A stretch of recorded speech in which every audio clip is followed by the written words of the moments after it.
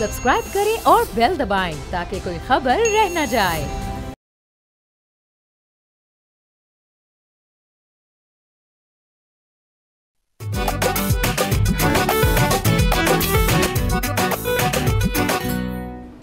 अस्सलाम वालेकुम, बोलो जनाब, मैं बहुत बहुत खुश आमदीद। मैं हूँ असद निज़ामी, मेरे साथ हैं अली आफ्ताब। सर क्या हाल है? सर मैं ठीक हूँ, लेकिन मैं इजहार हमदर्दी करना चाहता हूँ यूथ के साथ, क्योंकि आज जो है वैलेंटाइंस डे है और मुझे अंदाज़ा है कि यूथ पे बड़ा प्रेशर होता है इस दिन का। जिनके पास कोई वैलेंटाइन होता है या होती है तो उनके और किस्म के प्रेशर्स होते हैं। उनके ऊपर एक फाइनेंशियल प्रेशर होता है कि जी तोहफे तोहफ़ का बंदोबस्त करना है, कोई खाने पीने का करना है। जिनके पास नहीं होते उनको लगता है कि फोमो हो रहा होता है, उनको लगता है कि कोई बहुत अजीम चीज़ है जिसके साथ वो जिससे महरूम है। तो मैं उनको अपने तजर्बे से ये बताना चाहता हूँ। वैसे तो खैर तजर्बे का कभी किसी को फ़ायदा हुआ नहीं, सब अपनी मार खा के सीखते हैं सर। लेकिन बहरहाल मैं उनको बताना चाहता हूँ कि मुझे ये लड़कपन में भी इस किस्म के शौक़ कभी नहीं थे। एक तो वैलेंटाइन कभी हमारे पास रहे ही नहीं, दूसरा ये कि ख़र्चा बहुत ज़्यादा होता है, तीसरा ये कि इवेंचुअली मतलब तमाम शादीशुदा मर्द और हजरात आपको ये बता सकते हैं कि एक दफ़ा जब शादी हो जाती है तो फिर आप वैलेंटाइंस डे सिर्फ ज़ाहिरी तौर पे मनाते हैं, बातनी तौर पे यौम इस्तग़फ़ार ही चल रहा होता है। सर देखिए सर, मैं आपकी तरह हूँ इस चीज़ में कि उसके एक कमर्शियल एक अपील जो है वो मुझे समझ आती है। उसकी वजह क्या है कि जब आप इस जोन में अपने लड़कपन में या किसी मतलब अपनी जवानी में, तो आपको थोड़ा सा कभी खुश हो जाता है कि आपको पसंद आ जाए, फ़र्ज़ कर, जिसमें कोई बुरी बात नहीं। तो आप फिर लेकिन हिचकिचाते हैं को आप पे प्रेशर होता है कि यार मैं किसी को कैसे इस चीज़ का इजहार कैसे कर पाऊँ। पता है हमारा माशरा इस किस्म का है, थोड़ा सा मतलब बंदिशें हैं तमाम चीज़ों पे। तो लेकिन वैलेंटाइंस डे पे एक अजम्पशन आ जाती है कि जी ये अगर इस दिन को मुझे कोई बात कह रहा है कि चलो कुछ हो आते हैं, कोई आइसक्रीम टाइप चीज़, हम कितने बुढ़े मैंने आइसक्रीम ही कह दिया लेकिन चले खाना खुना, तो उसकी ना वो अजम्पशन जो है वो बिल काउंट कर जाती है कि आपका ना एक फेस सेविंग्स ही हो जाती है। तो उसकी मुझे उस तरह से अपील समझ आती है। उसके अलावा पोस्ट मैरिज उसकी मुझे अपील समझ नहीं आती। वो तो आपने देखे तकरीबन सर साइन कर दिए ना कि यार अब ऐसे ही है, तो उसके अंदर आपने उस पॉइंट को आपने मज़ीद प्रूव जो करना है थ्रू वैलेंटाइंस के जी तोहफ़े भी हैं, उसके अंदर फूल भी हैं, बलून्स भी हैं, एक पूरी उसके अंदर इवेंट क्रिएट करना है, मुझे बड़ा सर फ्यूटाइल एफर्ट लगती है। जी बिल्कुल, मेरी अभी एक फ्लोरिस्ट से बात हुई और उन्होंने कहा कि हमारे 3 हफ्ते बहुत बिजी जाते हैं। अच्छा। सो वैलेंटाइंस डे पर तो बिज़ी होते ही होते हैं। जो लोग भूल जाते हैं वैलेंटाइंस डे, उनको एज पेनल्टी अगले 2 हफ्ते तक मनाना पड़ता है, जिसकी वजह से फ्लोरिस्ट जो है वो बिजी चल रहा है। तो अगेन जिस तरह से आपने बताया कि इससे इकोनॉमी का पहिया चलता है, वो और बात है कि इसके नतीजे में जब फिर शादियां हो जाती हैं और फिर बच्चे हो जाते हैं तो फिर इकोनॉमी के पहिए में कोई सोटी दे देता है, तो वो पहिया कई दफ़ा टूट भी जाता है। तो बहरहाल इस पे मेरे ख्याल में इतना ही। और अब हम चलते हैं ख़बरों की तरफ, जहाँ पे वैलेंटाइंस अगर आज है तो मेरे ख्याल में आप गिले लेके आए हैं कुछ। सर गिले लेके सर मैं एक और पॉइंट आप इजाज़त दें तो मैं ये कहना चाहूँगा कि सर हमारे जो है ना, मैंने बात की ऑल ईयर राउंड, सर हमारा जो शो है ना सर, बेसिकली सर इस शो का जो बुनियादी मकसद है ना एडिटोरियल पॉलिसी की, वो ये है कि लोगों को खबरें देना, लेकिन साथ थोड़ा मैसेज ऑफ लव, ज़रा प्यार मोहब्बत भी। इसलिए आप कलर्स भी सर हमारे देखेंगे शो के, तो सर वो आपको बड़ी शुरू से डे 1 से शो के हमने रेडी रखे हैं। तो ये अगर किसी को क्लियर नहीं था, आज मैंने क्लियर कर दिया। अब चलते हैं खबरों के ऊपर। सर हमारे प्रोड्यूसर भी कह रहे थे खबरों के ऊपर भी आए आप। अच्छा, तो सर ये जस्टिस मोहसिन कियानी साहब हैं, तो सर एक हियरिंग के दौरान उन्होंने कुछ बयान जारी किए, मतलब as a side note, case से उनका एज सच ताल्लुक़ नहीं है, बट वो कहते हैं अदलिया, पार्लियामेंट और इंतज़ामिया समेत तमाम सतून जो हैं वो गिर चुके हैं। और सर बयान जो है वो फिर स्पीकर कौमी असम्बली, उन्होंने कहा ये तो असम्बली पे हमला है, तो इनको बुलाया जाए और इनसे पूछा जाए उन्होंने कैसे इतना फ्रिवलस किस्म का एक जो बयान है वो जारी कर दिया, जिससे यकीनन इस तमाम इदारे जो हैं उनकी दिलजारी भी हुई है। और उसके बाद से इसके ऊपर क्या अपडेट है मुझे इस वक्त नहीं पता, बट ये बयान उन्होंने किसी प्रोजेक्टिंग के ज़रूर दोहराया ज़रूर है। अच्छा देखिए, बात ये है कि वैसे तो जाहिर है असम्बली का इस्तेहकाक है, वो अगर ऑफेंस ले लेती है इस तरह की बात का तो वो पूछ सकती है किसी भी शख्स से कि आपने ऐसी बात क्यों की। अच्छा, अब मसला ये है कि सियासतदान एक दूसरे के ऊपर इससे बहुत बड़े बड़े इल्ज़ामात लगाते हैं, लेकिन मुझे ये भी बात समझ में आती है कि एक जो जज है उसका जो स्टैचर है, सो पूरी दुनिया में केस तो ये जैसे ये चल रहा था किसी CSS के पर्चों का, जिसमें उन्होंने एक साइड रिमार्क ये दिया कि ये सतून गिर चुके हैं, 45 साल तक के लोग जो हैं वो अपने आप को नाकारा महसूस करते हैं, यूथ से ही हमें जो है नए आने वाले बच्चों से ही कोई उम्मीद है, वही कुछ करेंगे, इस तरह की बातें। सो बात ये है कि पूरी दुनिया में जज के मुंह से निकला हुआ एक लफ्ज़ जो है वो बहुत कीमत रखता है। तो अगर आप उस पेडिस्टल पे बिठा के देखेंगे और फिर उनको इस तरह से असेस करेंगे तो आपको शायद लगेगा कि जो हमारे स्पीकर साहब हैं वो बहुत ओवर रिएक्ट नहीं कर रहे। लेकिन अब पाकिस्तान जिस तरह का एक माशरा बन चुका है, हम रात को TV शोज़ पे बैठ के इससे बहुत संगीन बातें रोज़ करते हैं। आप ड्राइंग रूम्स में चले जाएंगे तो या आप ट्विटर पे चले जाएंगे तो फिर तो पता नहीं क्या कुछ हो रहा है। तो इसमें जो है, और फिर अगर ये आप कहते हैं कि जी क्योंकि जज की तरफ से ये बात है, ये तो हमारे यहाँ तो मिसालें हैं कि आप साइड नोट की या रिमार्क की बात कर रहे हो, यहाँ पे जजमेंट्स के अंदर शायरियाँ लिखी गई हैं, गॉडफादर कोट हुआ है, गॉडफादर फिल्म कोट हो गई है। तो इस तरह से अगर आप देखें तो इतनी कोई बड़ी बात नहीं है। अच्छा, अब ज़रा थोड़ा सा अगर आप इजाज़त दें साइड ट्रैक लेने की, और वो ये है कि इस वाले इशू को तो अब आप साइड पर रख दें। यहाँ पर ये जो एक होता है ना कि लेन देन के तनाज़ात में, जिसका इससे कोई ताल्लुक़ नहीं है, अगेन वैसे ही कि किसी शख्स ने किसी के पैसे देने हैं, तो वो जाहिर है यहाँ पर पैसे निकलवाना एक बहुत मुश्किल काम होता है और लोगों की आपस में काफ़ी ख़राब हो जाती है। जिसने पैसे देने होते हैं ना, वो इंतज़ार करता है कि फ़ाइनली लेने वाला किसी दिन मेरे से बदतमीज़ी करे, कोई गाल गलोच करे, और उस दिन फिर वो कहते हैं कि मैं तेरे पैसे देने थे, मैंने सोचा हुआ था, मैंने इंतज़ाम भी कर लिया हुआ था, लेकिन अब जो तूने ये वाली बात कर दी है ना, अब नहीं दूंगा। सो ये एक बहुत बड़ा बहाना होता है कि पैसे ना देने का। तो ये हम जो अगेन ये जो है ना कि तुमने फलानी बात कैसे दी, भाई हो गई बात, बंदा बात कर रहा होता है तो बीच में कुछ हो जाती है, इतना कोई मेरे ख्याल में दिल पे लगाने वाली बात नहीं होनी चाहिए। सर नहीं होनी चाहिए। देखें सर, इसकी लफ्ज़ है कि जिसको कहते हैं जोशी खिताब में उन्होंने ये दोहरा दी बात, और मतलब हमारे सियासतदान तो इस पर्टिकुलर स्टेटमेंट के पीछे बड़े सालों से छुप रहे हैं कि जी बाद में कहते हैं जी जोशी खिताब में मैंने ये बात कर दी लेकिन मेरा मतलब ये था, लेकिन वो सेटिंग और है। ये तो देखें ना, दो लोगों का बड़ा ज़ाती मामला आता है ना लेन देन का, जैसे आप जो एग्जाम्पल आपने कोट किया कि उसके अंदर बस वेट हो रहा होता है कि अगला बंदा रूड होए तो मैं कहूँ यार आप मैंने नहीं देने, नियत आपकी पहले शायद ना हो देने की, या शायद इसमें सच्चाई भी हो कि देने की नियत थी लेकिन वाकई में आपको बहुत बुरी लगी उनकी बात, तो ये रुक जाता है। सर इसका हल है, इसका हल मैंने बड़ी देर पहले देखिए, आप हल बात में बताइएगा। ये कोई बात नहीं है कि आपने किसी के रूड होने की वजह से उसके जो पैसे देने थे आपने फैसला किया कि आप नहीं दूंगा। ये पहले से फैसला हुआ होता है, आपने नहीं देने होते। हाँ, अनलेस आप बहुत ही पर्सनल हो जाए किसी के साथ, तो फिर मसला होता है। सर बाकी इसके अंदर सर हम एक चीज़ एम्प्लॉय कर सकते हैं, जो कि एक तो हमारे कानूनी सिस्टम के अंदर भी उस चीज़ को लाना चाहिए, और इस मामले में तो ख़ास तौर पर लाना चाहिए कि आर्बिट्रेशन जिस चीज़ें कहते हैं कि जी आउट ऑफ एवरीथिंग सेटलमेंट, बीच में बंदा डाल लिया आपने बेसिकली कि यार वो दोनों पार्टियों की बातें सुनकर उन्होंने फैसला कर दिया। हम ये नहीं कह रहे, मैं सर प्रपोज कर रहा हूँ कि आप आमने सामने कर दें पार्टी को, अगली पार्टी तस्लीम कर दे जी मेरी नीयत नहीं है पैसे देने की, या फिर मेरे पास है ही नहीं, वो जो आपसे दिए वो खर्च दिए मैंने। अब अगला बंदा क्या कोर्ट जाए, कचहरी जाए, केसेस करे, लोगों से खज्जल ख्वार, टाइम नहीं होगा उसके पास। तो हम ये प्रपोज कर रहे हैं, मैं ये प्रपोज कर रहा हूँ कि आप लीगली ये कर दें कि जी 15 मिनट दो लोग बैठेंगे आप आमने सामने, जिसने पैसे लेने हैं और जिसने देने हैं, और जो लेने वाला है पैसे, जो जिसने देने हैं उसके पैसे उधार वाला, उसको 15-20 मिनट जलील कर सकते हैं। मतलब उसके अंदर आप जुगतबाजी डाल लें, उसके अंदर आप मतलब जो आपके दिल में गलीज गालियां भी 15 मिनट उसका टाइम सेट होगा, और उसके बाद कोर्ट का बंदा बैठा होगा वहाँ पे, वो कहेगा जी कि अब आपका ना कोई क्लेम नहीं है, और आपने 15 मिनट इस बंदे के साथ जो कर दिए ना, आप नो क्लेम। देखें आपको कुछ तो मिला ना, पैसे तो आपको नहीं मिलने, आप जो मर्जी कर लें, आप थाने जाएँ या कोर्ट जाएँ, आपको वहाँ से इंसाफ उस तरह से नहीं मिलेगा, पैसे नहीं मिले, इंसाफ शायद मिल जाए, यहाँ पे इंसाफ मिल जाए तो पैसे नहीं मिलते सर, ये भी एक मज़ेदार चीज़ है। सो आप इसको एम्प्लॉय करें और इससे सर बड़े मसले हल हो सकते हैं। बिल्कुल। देखिए, एक और चीज़ ये कि आपको पैसे भी मिल जाएं शायद, लेकिन आप जाहिर है एक निचली अदालत में जाओगे, इफ़ ऑल गोज़ वेल तो 2.5 साल में वहाँ से फैसला होगा, वो अपील होते होते सुप्रीम कोर्ट तक जाएगा।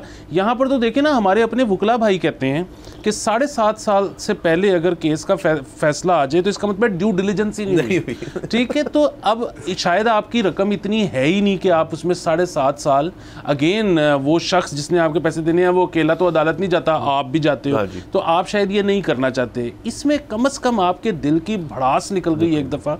और फिर अगर आप इसमें थोड़ा सा और ऐड कर दें कि जी अगर इतने पैसे दे दिए जाएं, या आप ऐसा करें कि जिसने पैसे लेने हैं वो मज़ीद पैसे दे, तो इस सारे बिस्ती प्रोग्राम को टेलीवाइज भी किया जा सकता है, सोशल मीडिया पे, टेलीविज़न पे, लाइव सर, लाइव, और उसका एक कट गाली खाने वाले को भी दें। हाँ। यानी कि वो जिस बंदे ने आपके पहले पैसे लिए हैं वो मजीद पैसे लेके जाए, बस ये है कि वो पब्लिक के आगे जलील हो जाए। पब्लिक आगे सर, ये बेहतरीन है। और इसको सर क्यों आप सिर्फ लेन देन तक रखते हैं महदूद? इसको फिर आपके और भी कोई मामला हों उसके अंदर, जी अभी हमें इंसाफ नहीं मिल रहा ना, तो यार कुछ तो करना है, तो आप इसको, इस आर्बिट्रेशन का प्रोसेस जो है इसको सॉलिडिफाई करें, और लोग जो हैं वो अपने तमाम मसाइल इस फोरम पे लेकर आए। और यहाँ पे बैठे सर, इसके अंदर मैं ये बेलॉस इसकी एक खिदमत अपनी देता हूँ कि आप और मैं इसको मॉडरेट भी कर सकते हैं। मॉडरेट से मुराद ये कि ये नहीं कि हम बैठ के देखेंगे सिर्फ कमेंट्री करेंगे, बल्कि अगर कुछ हमें शख्स वीक लग रहा हो, जिसकी इतनी पॉलिश नहीं है जलालत करने का जो उसका तरीका है, वोकैबुलरी कम है उसकी, तो उसकी मजीद पॉलिशिंग जो है वो हम कर लें। तो और सर इसको सिर्फ ऑनलाइन क्यों रखते हैं? किसी ये कहता शो बन सकता है सर, इसको करें यकीनन। और फिर वो देखे ना कि आपकी बात में दोहरा रहा हूँ कि आप अक्सर कहते होते हैं कि ये हमने कब से चीज़ों को जो है फेस वैल्यू पे लेना शुरू कर दिया। ये तो एक ऐसा मुआशरा है कि जिसमें कोई शख्स कुछ भी कर दे या कह दे, आप जितने मर्जी ऑफेंड हो जाएं, 20 लोग आपके जानने वाले निकल आते हैं जो कहते हैं कि नहीं वो उसने बस ऐसे ही हो गया होगा, दिल का बुरा नहीं है। हाँ। सो हम तो यहाँ पे हर एक की दिल की अच्छाई ढूंढ रहे होते हैं। हाँ। तो यहाँ पर किसी की बात को ज़्यादा सीरियस ले लेना, अगेन किसी ने अगर पैसे देने हैं, अगर उसको इस बात पे शर्म नहीं आ रही कि मैंने किसी के पैसे देने हैं, तो उसको थोड़ी सी बैठ के 15-20 मिनट गालियाँ खा लेने में क्या हो जाएगा? कुछ भी नहीं होगा सर। और वो शख्स जो है देखें, उसके एक कंधों से बोझ उतरा उधार का, अगले के कंधों से गुस्सा उतरा। अब एक शख्स जो है सारा दिन सर गुस्से में फिर रहा है, उसकी सेहत खराब हो रही है, उसका अस्पतालों का खर्चा, घर वाले तंग हैं उससे। यहाँ पे उसने अपने आप को ठंड करके एक दफ़ा वहाँ से वो निकले, और को पता नहीं बाद में सर उनकी दोस्ती हो जाए, बाद में वो इकट्ठे कारोबार में चले जाएँ, उस कारोबार में दूसरा बंदा फिर पैसे मार के चले जाए, उसके फिर आर्बिट्रेशन में आ जाए वो, तो सर्कुलर प्रोसेस सर इसका चल सकता है। बिल्कुल। और दूसरा मैं आपको कारोबार बताऊं कि वैसे तो जाहिर है, मतलब जो हमारे जजेस हैं वो बड़े काबिल लोग होते हैं, बड़े पढ़े लिखे लोग होते हैं, लेकिन अगेन शायद इस किस्म की जो आप लगाने लगे हैं अदालत, उसके लिए वो मौजू ना हो, तो उसमें अगेन मैं आपको और अपना नाम जो है वो पेश करूँ एज जज भी। सर जज भी हम उसके अंदर, हम जज भी, और हाँ, और उसके अंदर लीगल कम्युनिटी का एक बंदा जरूर होगा जिसने ड्राफ्ट करना है वो पेपर, क्योंकि वो कागज़ जब अगले के हाथ में होगा तब वो सिक्योर फील करेंगे ना, कभी मैं अभी को उधार नहीं देना सर। और लास्टली सर मैं वापस जाना चाहूँगा, जो आपने ये कैनी साहब वाली बात थी उसके अंदर एक चीज़ सर मुझे आप समझाएं प्लीज़, कि ये मुल्क जो है इसके अंदर जो कॉन्वर्सेशन होती है, वो जज कर रहे हो, सियासतदान कर रहे हो, या सब कुछ कर रहे हो, ख़ास तौर पर जजेस के अंदर ये जो साइड रिमार्क्स होते हैं, ये जो बाद की बातें होती हैं, मतलब अगर जी बात हो रही है कि जी केस ये है, उसके अंदर बातें जो साइड रिमार्क है उनके ऊपर यहाँ पे ज़्यादा बहस होती है। ये हमेशा से कि जी उन्होंने ये कहा। अब सर मुझे ये बताएं कि जब यहाँ पे रिपोर्टिंग होती है इस चीज़ के ऊपर, मतलब टीवी चैनल्स पे हम भी हैं, बाकी है, मैं समझता हूँ उनकी क्या मजबूरियाँ हैं लेकिन जब बड़ा केस का फैसला आना होता है तो रिपोर्टिंग क्यों हो रही होती है कि जी कमरा अदालत में जज साहब दाखिल हो गए हैं। अच्छा जी, अगर उन्होंने कह दिया कि उस दिन फैसला है तो वो कमरा अदालत में ही दाखिल होंगे ना, वो मतलब चले तो नहीं जाएंगे ना शॉपिंग करने, वो वहीं आएंगे। तो ये खबर कैसी है, इस पर ब्रेकिंग क्या क्या हो रही है? मैं चाहता हूँ सर इसको स्ट्रीमलाइन करें कि हर कोर्ट का जो कोर्ट लगी है उसका एक PR अफसर हो जो लाइव या तो ट्वीट कर रहा है या फिर उसके बाद एक बड़ी तफसीली प्रेस रिलीज के जी उस दिन क्या क्या हुआ, और वो तमाम सहाफ़ियों को वो दे दें, क्योंकि जो अंदाजे लग रहे होते हैं ना सर कि अच्छा जी अब ऐसे हुआ है तो वो ये होगा, तो ऐसे होगा, अच्छा जी अब वो नाराज़ हो गए हैं, उन्होंने लोगों को चुप करा दिया। जाहिर है जी अदालत है, मंडी थोड़ी है सर, वो हमें चुप ही कराना है लोगों को। तो मुझे ये समझ नहीं है कि थोड़ा सर रिपोर्टिंग के अंदर भी हमें फिनेस लानी चाहिए। मैं कह रहा हूँ फिनेस लानी चाहिए, उसका एक बहुत आसान तरीका है। देखिए यहाँ पे होता ये है कि एक बड़ा फैसला आना है, लोगों ने टाइमली मतलब उनको पूछा कि ये अदालत कितने बजे लगती है, वो जी 9 बजे लगती है। उन्होंने 9 बजे टीवी लगा के सामने बैठ गए। मतलब जाहिर है एक जज ने आना भी है और कुछ सुनना भी है, कुछ शायद आगे पर्चा भी पेश करना है, कुछ जवाब भी ड्राफ्ट करना है, तो वो 11, 12, 1 तो बाज ही जाएगा। बुनियादी बात ये है कि लोग अब सामने बैठे हुए हैं और जो न्यूज़ कास्टर है या जो एंकर है वो नहीं चाहता कि स्क्रीन छोड़ के व्यूअर जाए। तो वो अब एक ही बात को बार बार मज़ीद सनसनीखेज बना करके अब आपको मैं अंदर की खबर देने लगा हूँ और अब जज फाइनली उनकी गाड़ी पार्क हो गई है, ठीक है, तो वो कर रहे हैं। अच्छा, इसका एक बहुत ज़्यादा आसान तरीका ये है कि जो हमारे न्यूज़ कास्टर्स हैं, जो हमारे एंकर्स हैं, उनको थोड़ा सा एक तो ये कि वो ज़रा लोग इंटरेस्टिंग हों, जो कि ऑन एवरीथिंग अंडर द सन। दूसरी चीज़ ये है कि ऑफ द कफ उनकी डिस्कशन अच्छी हो। और तीसरी चीज़ ये है कि उनको ज़रा थोड़ा सा फ्री हैंड दिया जाए कि आप ठीक है, हमें पता है हम 2-2.5 घंटे इस फैसला का इंतज़ार कर रहे हैं, आप इसी फैसले तक महदूद ना रहें। आप अपनी कॉन्वर्सेशन को, अगर आपने कहा कि गाड़ी पार्क हो गई है तो आप गाड़ियों पे चले जाएं, गाड़ियों से आप ऑन पे चले जाएं, ऑन से आप ऑटो सेक्टर पे आ जाएं। फाइनली जब पता लगेगा तो फिर वापस आप केस पे आ जाएंगे। सो आप बेसिकली कह रहे हैं कि अब होना ये चाहिए कि जो भी कवर कर रहे हैं वो बेसिकली पानी की तरह इधर चले जाएं, उधर चले जाएं, और जब फैसला है तो उसके ऊपर आप बता दें कि जी ये हो गया। सर बिल्कुल बेहतरीन सर, हमने तमाम तजवीज़ पेश कर दी हैं सर अदालती निज़ाम के लिए। अब देखते हैं क्या होता है। यहाँ पे जाना है हमने ब्रेक के ऊपर। प्लीज़ स्टे विद अस।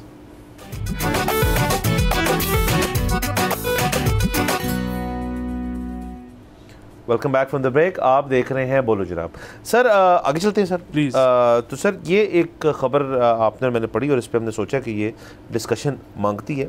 हमने लास्ट वीक इसको हल्का सा टच किया था, वो पॉपुलेशन वाले इशू के ऊपर, इस बात को, लेकिन अब उसके बारे में ख़बर ये कि सर कम उम्र शादी निकाह नामे में उम्र का खाने पर ना करने का इंकशाफ। तो सर ये बेसिकली ना करने का तो सर बेसिकली बात ये है कि आपने जब आपकी अंडर एज अगर कोई चीज़ हो रही है तो उसमें उन्होंने ऑप्शन ही दे दी है कि आप डिस्क्लोज ना करें। नहीं, असल में हुआ ये है कि जो अगेन आप अंडर एज शादी जो है ये जुर्म है। जिनकी शादी हो रही है वो भी गिरफ्तार हो सकते हैं, जो शादी करवा रहे हैं जिनमें माँ बाप शामिल हैं वो भी गिरफ्तार हो सकते हैं। और अब बहुत अरसे से कानून ये है कि जो निकाह ख्वाह है वो भी गिरफ्तार हो सकता है। अगेन ये जो खबर आई है ये हर थोड़े दिन बाद इस तरह की खबर आती है, और इस तरह की खबर का मकसद ये होता है, यकीनन कोशिश भी सरकार ये करती होगी कि जी हम अब क्रैक डाउन करने लगे हैं या अब हम इसमें ज़्यादा सख्ती लाने लगे हैं। बुनियादी मसला जो है ना वो ये है कि यहाँ पर आप ये देखें कि लोग अपने लिए कैसे जो है गुंजाइश ढूंढते हैं कि जो एक फॉर्म है उस फॉर्म के ऊपर एक खाना है जिसमें लिखा हुआ है कि लड़के की या लड़की की उम्र कितनी। अच्छा, उसमें जो है झूठ भी लिखा जा सकता है, मतलब उसमें ज़्यादा लिखी जा सकती है जबकि वो अंडर एज है। लेकिन अपने लिए गुंजाइश कैसे ढूंढते हैं तमाम लोग जो इसमें मुलव्विस होते हैं कि उसको एम्प्टी छोड़ दिया जाता है कि कल को अगर पकड़ हो जाए तो वो कम से कम कहें कि जी हमने गलत तो नहीं लिखी थी, हमने तो लिखी ही नहीं थी। हालांकि बुनियादी बात वही है कि अब ये एक बहुत बड़ी डिबेट है, लेकिन ये डिबेट मियाँ बीवी की लड़ाई में तो चले हो सकती है कि डिस्क्लोज़ ना करना झूठ बोलना है या नहीं, लेकिन ऐसा एक मामला मतलब देखें निकाह जो है वो एक कॉन्ट्रैक्ट है, ये बिल्कुल उस और कॉन्ट्रैक्ट चाहे शादी का हो चाहे लेन देन का हो कारोबार का हो किसी भी चीज़ का कॉन्ट्रैक्ट है। कॉन्ट्रैक्ट की जो सैंक्टिटी है उसकी जो उसका अपने पास रखना ही रखना है। सो अगेन उसमें आप ये नहीं कह सकते कि मैंने झूठ नहीं बोला, मैंने तो बेसिकली वो कॉलम फिल ही नहीं किया। सो इस तरह की जो गुंजाइश निकाली जाती है, अगेन अब हुकूमत फिर से ये कह रही है कि जी हम अब इस तरह का फॉर्म एक्सेप्ट ही नहीं करेंगे जब वो रजिस्टर होने आएगा जिसमें ये खाना खाली होगा। तो अगेन मतलब देर आए दुरुस्त आए। मुझे समझ नहीं आ रही कि मैं हुकूमत की तारीफ़ करूं इस चीज़ पर या मैं तनकीद करूं कि ये आज से 2 दिहाइयाँ पहले क्यों नहीं हुआ। सर एक तो ये देखिए पहले हो जाना चाहिए था, ये बात दुरुस्त है, लेकिन इसको आप अब छोड़ दें। मैं तो कहता हूँ मामला को इस तरह से कि अब सर देखें, ये इतना कॉम्प्लेक्स एक इशू बन चुका है कि मतलब ऑफ एज भी हों, लीगल एज भी हों, 2 लोग, उनकी शादी हुई है, निकाहनामा वहाँ पे था, वो साइन हुआ। अब पहले आपने जाना है अपने यूसी में, वहाँ जाके आपने मैरिज रजिस्ट्रेशन सर्टिफिकेट लेना है। अच्छा जी, वो आपको हासिल हो गया, वो भी कोई इतना आसान चीज़ नहीं है, आप किसी को जानते हो तो आसानी से हो जाएगा, वरना आपको वही जो प्रोसेस है कि सरकारी दफ्तर का 2-3 दिन लग जाते हैं। अच्छा, वो आपने ले लिया। अच्छा जी, मैरिज रजिस्ट्रेशन सर्टिफिकेट के बाद भी अगर फ़र्ज़ करें किसी ने नाम चेंज ऑफ नेम करना है, मतलब आपने अपने स्पाउस का नेम लेना है, या आईडी कार्ड के ऊपर फादर्स नेम की जगह हस्बैंड्स नेम, ये वाइफ की कैटेगरी में ये होता है, या फिर आपने अपना जो हल्का है या अपना मुस्तकिल एड्रेस जो है या आपका परमानेंट एड्रेस है वो चेंज करवाना है, उसके लिए आपको मैरिज रजिस्ट्रेशन सर्टिफिकेट जो है वो तो पहली चीज़ है। उसके बाद आप नादरा में जाके डुप्लीकेट करेंगे इस एफर्ट को, फिर आपकी नादरा में रजिस्टर होगी मैरिज, उसके बाद आपका निकलेगा FRC।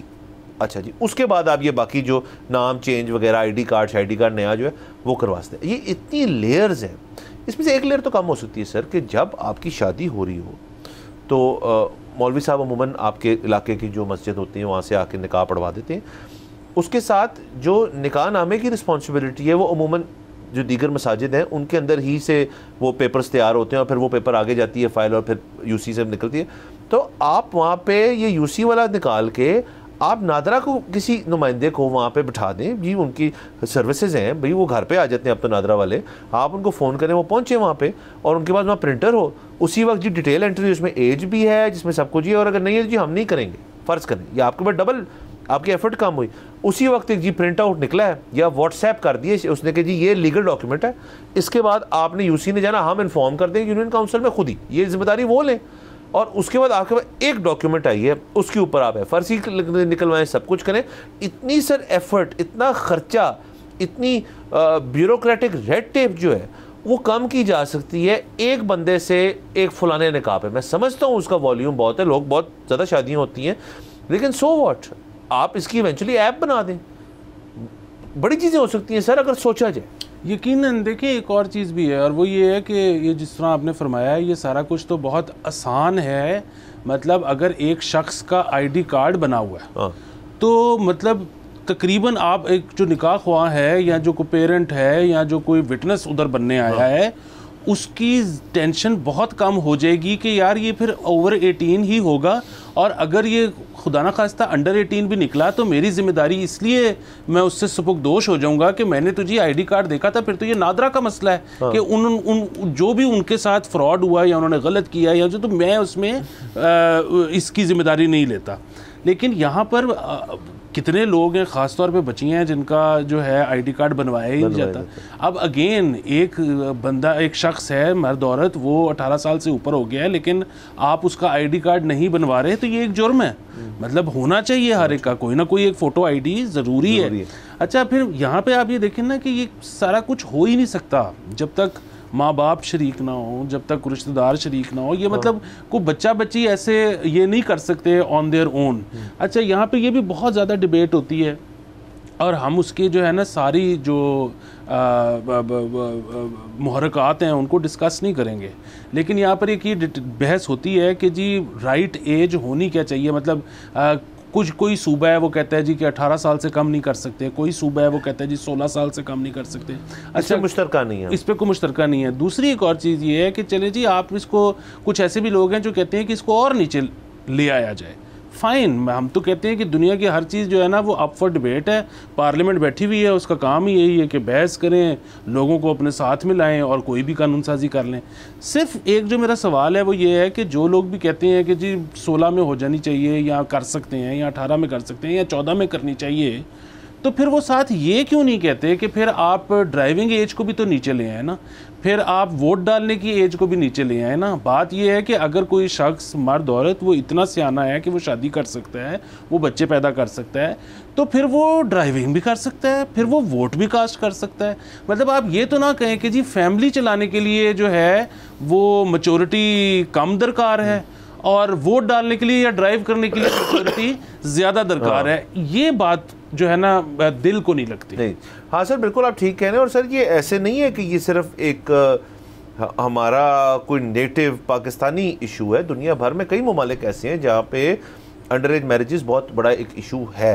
अब हाँ, वो वहाँ पे कानून साजी के थ्रू उसको चेंज किया, उन्होंने पुलिसिंग के थ्रू चेंज किया, उन्होंने अपने सिस्टम्स की जो बाउंड्रीज़ हैं उनको इम्प्रूव किया ताकि यार जल्दी से लोग जो हैं जब भी इस किस्म की चीज़ कर रहे हो पकड़े जाए।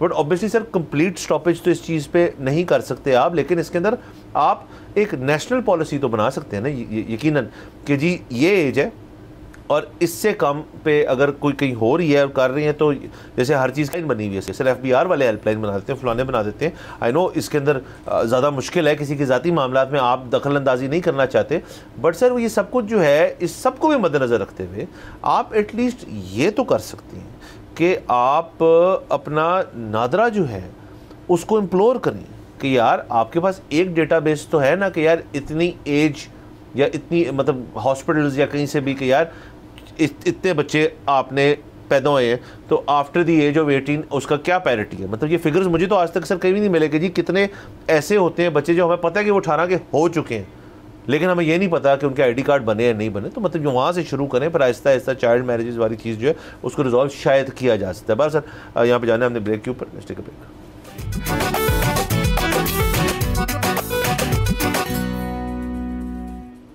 Welcome back from the break. आप देख रहे हैं बोलो जनाब। सर आगे चलते हैं प्लीज़। सर पंजाब गवर्नमेंट ने सर कमाल कर दिया, एक ज़बरदस्त खबर आई है सर। वज़ीर आला पंजाब मरीम नवाज़ साहिबा ने उसका अप्रूवल भी दे दिया है कि सर अब 1 अरब उस पर लागत आएगी सर कि लाइब्रेरीज़ जो हैं बनेंगी और जिन पर रसाई मुफ्त होगी तमाम सिटीजन्स के लिए, और यकीन है सिर्फ पंजाब के लिए नहीं होगी, मतलब तमाम लोगों के लिए, मतलब वो अवेलेबल होंगी। तो सर बेसिकली जो भी किताबें हैं और जो भी चीज़ें हैं, एक तो उनको डिजिटाइज़ करने का एक मिशन है कि उनको डिजिटाइज़ करके PDF फॉर्म में लाया जाए। बज़ाहिर एक प्लेटफॉर्म होगा जिसके ज़रिए आप उसको डाउनलोड कर लें और उससे आप फिर इल्म जो है हासिल कर लें, जिस भी किस्म की किताबें हैं वो करेंगे। और अब से आइंदा ये कहा जा रहा है, जिसका PC1 भी हो गया इस बाय द वे, इस चीज़ का तो सीरियस मामला है कि अब से आइंदा डिस्करेज की जाएगी किताबों की जो प्रिंटिंग है। मतलब इसके अंदर सर बहुत चीज़ें आ सकती हैं, इसमें गवर्नमेंटल डॉक्यूमेंट्स भी आ सकते हैं जो पब्लिक हैं, मतलब गजेट्स में जो गजेट एडिशंस होती हैं, जो आपके बजट की चीज़ें होती हैं, जो भी पब्लिकली अवेलेबल चीज़ें हैं जिनको छापा जाता है, उनकी कॉपी स्टोर की जाती है, उन तमाम चीज़ों को वो कहा जा रहा है कि PDF फॉर्म में करेंगे। और वो तो सर एक अच्छी चीज़ है, वैसे भी ये इन्वायरमेंटली भी एक कॉशियस चीज़ है, बहुत अच्छी बात है। इसमें एक मसला है सर मुझे, अब मैं इस चीज़ पर अगेन क्वान्टिफाई नहीं कर सकता, बट मैं बड़ी यकीन से कह सकता हूँ कि यहाँ पर जो मतलब किताबों की हद तक कह लें रीडिंग कल्चर जो है ना सर, वो तो हमेशा से ही मुतासिर है, शायद कभी डेवलप नहीं हो एक्सेप्ट फॉर मतलब दी इंटेलेक्चुअल तबका जो मतलब बिल्कुल पढ़ते हैं और मतलब और लोगों को भी इंकरेज करते हैं, बड़ी एफर्ट होती है उनकी। बट मेरे ख्याल में इसका मेन मकसद ये नहीं सिर्फ होना चाहिए कि आप किताबों को जी हमने डिजिटाइज़ कर दिया, बल्कि इसका मकसद होना चाहिए कि आप बच्चों की अंदर रीडिंग का जो एलिमेंट है उसको वापस लेकर आए किसी तरह। आप आजकल आपने देखा होगा सर पंजाब गवर्नमेंट ढेर सारी चीज़ें कर ली, प्रोग्राम्स हैं, किसानों के लिए प्रोग्राम्स हैं, हेल्थ के लिए प्रोग्राम्स हैं, एजुकेशन के अंदर अभी भी मुझे ये फील होता है कि एक क्लैरिटी नहीं है कि हमने वो कौन से सिरे से पकड़े इसको और वहाँ से काम शुरू करें। तो ये भी हो सकता है वो सर कि आप किताबों का एक जो रुझान है उसको वापस लें। बिल्कुल सर, ये बहुत ही अच्छी खबर है। इसके अंदर जो है ना सिर्फ 2 पहलू हैं जिनको सोचना चाहिए और दुनिया को फॉलो करना चाहिए कि वहाँ पर इसको कैसे टैकल डील किया जाता है और उसी को यहाँ पर इम्प्लीमेंट करना चाहिए। सो जो 2 मसाइल हैं उनमें से एक तो ये कि जैसे आपने ये कहा कि जो इसकी डिजिटाइजेशन है, जो इसकी वो जब एक दफ़ा हो गई तो उसने बार बार तो नहीं होना, तो अपडेट होता रहेगा। हाँ, तो उसमें ये है कि आप ये एक्सेस, हालांकि ठीक है फंड्स पंजाब दे रहे हैं लेकिन पूरे पाकिस्तान को दे रहे हैं। हाँ जी। अच्छा, अब मुझे ये बात समझ में आती है कि पंजाब की हुकूमत ये कह सकती है कि जी सारा कुछ तो हम कर रहे हैं तो बाकी सूबे क्यों फ़ायदा उठाएं। उसका एक जवाब है, एक चीज़ आपके पास एक्स्ट्रा रहेगी जो बाकी नहीं कर रहे, और अगर वो करेंगे तो उनको अपने पैसे खर्चने पड़ेंगे। अगेन सॉरी मैं इस तरह से साउंड कर रहा हूँ कि जी कोई एक सूबा जो है उसको एज होनी चाहिए या नहीं होनी चाहिए, बात वो नहीं है। बात ये है कि देखिए तमाम जो चीफ़ मिनिस्टर्स हैं वो किसी ना किसी पार्टी के होते हैं, उनको ये अपनी परफॉर्मेंस उन्होंने दिखानी होती है, उन्होंने उसके बदले में वोट लेना होता है। वो अगर वन अप नहीं करेंगे दूसरे सूबे वाले चीफ़ मिनिस्टर को तो उनको कोई वोट क्यों देगा, ठीक है। अच्छा, बात ये है कि इसमें ना आपको फ़िज़िकल लाइब्रेरीज़ बनाने की ज़रूरत है। Digital yet physical. कैसे कि बिल्कुल ठीक है, आपके घर पे अगर मोबाइल और डेस्कटॉप या टैबलेट है तो आपकी मेंबरशिप है, आप डाउनलोड कर लें, या डाउनलोड नहीं तो वो स्ट्रीम कर लें, व्हाटएवर, डाउनलोड की अगर इजाज़त नहीं भी है तो। लेकिन फिजिकल लाइब्रेरीज होनी चाहिए जिसमें आप जाओ तो आपको वहीं पे एक टैबलेट मिल जाए और आप वहाँ पर बैठ के जितना पढ़ सकते हो आप पढ़ लो। एक चीज़। दूसरी चीज़ जो इसमें गौर करने वाली है, बल्कि बाहर से देखने वाली है, कि अगर इस तरह के कोई मॉडल्स हैं तो उसमें पायरेसी को किस तरह से इंश्योर किया जाता है कि वो ना हो। मतलब देखें कि एक जो किताब लिखने वाला है वो वैसे तो उसको शौक़ होता है कि जी उसकी किताबें दुनिया की हर लाइब्रेरी में मौजूद हों, वहाँ पर जाके लोग उसकी किताबों को पढ़ें, और उससे अगर रेवेन्यू में उसको कमी भी आ जाए तो वो माइंड नहीं करता। लेकिन अगर उसकी किताब एक डिजिटल फॉर्म में लाइब्रेरी के पास है और लाइब्रेरी उसको ये लोगों को सहूलत दे रही है कि वो उसको अपनी अपनी पर्सनल डिवाइस पे सेव कर लें, तो फिर किताब ख़रीदेगा कौन? सो ये एक ऐसी चीज़ है कि जिसको यकीनन ये को पाकिस्तान में पहली दफ़ा हो रहा है, बाकी दुनिया में इसके ऊपर बात भी हो चुकी होगी, इसके मॉडल्स भी बन चुके होंगे, किस तरह से उसको डील किया जाता है सब वो कर चुके होंगे, तो उसको ज़रा फॉलो कर लें कि वो किस तरह से है। बाकी इनिशिएटिव इससे अच्छा कोई नहीं है, क्योंकि अगेन आप अफोर्डेबिलिटी बहुत बढ़ जाएगी। किताबों को देखें, मतलब एक फ़िज़िकल कोई भी चीज़ हो आहिस्ता आहिस्ता उससे ख़राब होना है। एक चीज़ डिजिटल हो गई तो बस वो आपकी अब आर्काइव में मौजूद है, उसने कभी ख़राब नहीं होना, आपने उसकी आपकी पर कुछ भी नहीं खर्चना। अगेन आपके वो जो डिवाइसेस हैं वो ख़राब होती चली जाएंगी, आपको नई लेनी पड़ेंगी कुछ अरसे बाद। लेकिन आहिस्ता आहिस्ता जिस तरह से तेज़ी से पाकिस्तान डिजिटाइज़ हो रहा है, मतलब अब आप देखें तो मेरे ख्याल में करोड़ों में आबादी है जिसके पास स्मार्टफोन है अपना, तो और इवेंचुअली तो तमाम लोगों के पास आ जाना है। मतलब वो चाहे पाकिस्तान बहुत स्लो है उसमें और अभी शायद 10 साल लग जाएं, पर इवेंचुअली तो सबके पास स्मार्टफोन होगा, तो फिर उनकी एक्सेस भी होगी दुनिया की बेहतरीन कुतब में, तो और क्या चाहिए। सर बिल्कुल सर, और इसके अंदर सर ऑब्वियसली आप ये भी बात कर सकते हैं कि जैसे आपने हाइब्रिड मॉडल एक प्रपोज किया कि जी फिजिकल लाइब्रेरीज तो मौजूद है यहाँ पे, यहाँ और होनी चाहिए बट जो हैं उनके अंदर तो आप ये सर्विस देना कि जी आप यहाँ आके पढ़ लें। मतलब अगर आपने अगर कैटेगराइज कर दिया उनको कि जी आप सर्च करें तो वो किताब टैबलेट कौन जाए ढूंढे, निकाले, खोले, पढ़े, नोट्स एक्सट्रैक्ट करे, इधर आप दे दें उनको, टैब्स दे दें, और वो जो जिसने पढ़नी है उसको उससे वो ले ले जो चीज़ हासिल करनी है, तो अच्छी चीज़ें हो जाए। और अगेन न्यू लाइब्रेरीज जहाँ पे आप सिर्फ हो ही वो डिजिटल, नंबर 1। नंबर 2 सर, इसके अंदर फिर आप जो राइटर्स हैं डिफरेंट, उनका कंसेंट भी तो लेना पड़ेगा कि जी हम आपकी किताब डिजिटाइज कर लें। मतलब हुकूमती जो कागजात हैं उनकी तो खैर है, मतलब बहुत सारे शायद कह ठीक है यार आप कर लें, बहुत सारे शायद कह नहीं यार मैं। ये भी हो सकता है कि राइटर तो मान जाए लेकिन उस राइटर का पब्लिशर ना माने उसका कि जी हमने तो नहीं करनी, हमारी तो सेल हो रही है अभी फ़िलहाल। हाँ, उसके अंदर फिर आप ये कह सकते हैं जी कि ठीक है जी इसके अंदर हम आपकी बुक जो है हम उसका प्रीव्यू जैसे बाहर होता है प्रीव्यू देंगे, और बाकी किताब अगर किसी ने पढ़नी है तो वो पेड होगी। देखिए, और इसके एक और भी वर्जन है, जिस तरह OTTs चलते हैं कि जी आपकी किताब हमारे पास मौजूद है और हमारा जो सिस्टम है ना वो बड़ा ही ट्रांसपेरेंट है, वो बता रहा है कि आपकी किताब कितनी दफ़ा पढ़ी गई है, तो हम उस हिसाब से आपके साथ रेवेन्यू शेयर कर लेंगे। क्योंकि अगेन हम ये इनको लाइब्रेरी जो है वो 100-200 रुपया चार्ज अगर कर ले रजिस्ट्रेशन का, या 100 रुपया महीना चार्ज कर ले, और आप इमेजिन करें कि कई लाख लोग अगर उसकी मेंबरशिप ले लें तो एक बहुत बड़ा फंड बन जाता है। उस फंड से फिर आगे उन किताबों को, ऑथर्स को या पब्लिशर्स को जो कि फ्री देने पर नहीं मानते, उनको आप पैसे दे सकते हैं।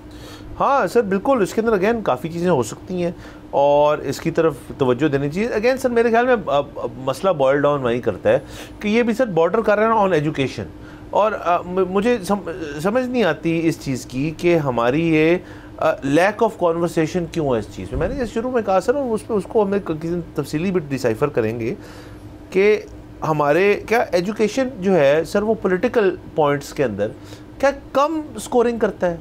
क्या उसके अंदर आप अगर कहें जी हमने एजुकेशन के लिए ये किया, क्या वोट बैंक आपका जो है उससे मुतासर नहीं होगा?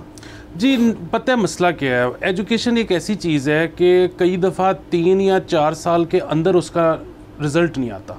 देखिए, आपने आज एक मॉडल अगर स्कूल बना भी दिया या किसी एक एग्जिस्टिंग स्कूल का आपने निज़ाम आज तब्दील भी कर दिया, तो उस स्कूल में पढ़ते हुए बच्चों के जो नताइज में तब्दीली है वो आते हुए 3-4 साल लग जाएंगे, तब तक हुकूमत बदल जाती है। सो वो किस चीज़ पर क्रेडिट लेंगे, वो किस चीज़ पर वोट मांगेंगे, वो बल्कि शायद जो नताइज की बेहतरी होगी उसका क्रेडिट अगली आने वाली हुकूमत ले ले। सो यहाँ पर होता है कि देखें, लाहौर के अंदर पब्लिक ट्रांसपोर्ट बन रही थी, ख़ास तौर पर जब ट्रेन बन रही थी, तो बहुत सारे लोगों ने ये कहा कि जी दुनिया में अमूमी तौर पे जो ट्रेन का निज़ाम होता है शहर के अंदर का, वो अंडरग्राउंड होता है, तो यहाँ पे भी ऐसा क्यों ना कर दिया जाए। तो उसमें एक तो ज़ाहिर है मसला था कि फ़ंड्स का, दूसरा मसला क्या था कि जी वो तो फिर अगर हमने शुरू किया तो एक दौरे हुकूमत में पूरा ही नहीं होगा, और अगर एक दौरे हुकूमत में पूरा ना हुआ तो फिर हमें काम करने का क्या फ़ायदा। बिल्कुल सर, ये एक मसला है। अगेन तमाम इकोनॉमिक पॉलिसी हो जाए, क्लाइमेट हो जाए, एजुकेशन हो जाए, उसके अंदर ये होता है कंसिस्टेंसी ऑफ पॉलिसी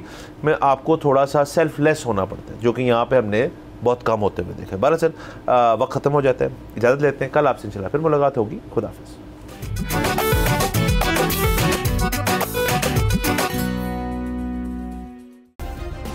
सब्सक्राइब करें और बेल दबाएं ताकि कोई खबर रह न जाए।